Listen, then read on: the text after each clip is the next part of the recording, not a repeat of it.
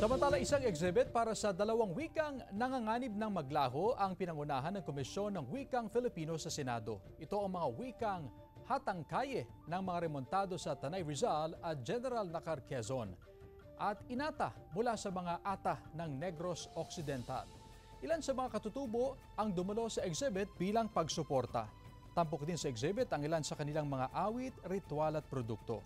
Ayon kay KWF Commissioner Arthur Casanova, layon na exhibit na mailapit sa pamayanan ang tungkol sa mga nasabing salita na hindi pa batid ng karamihan.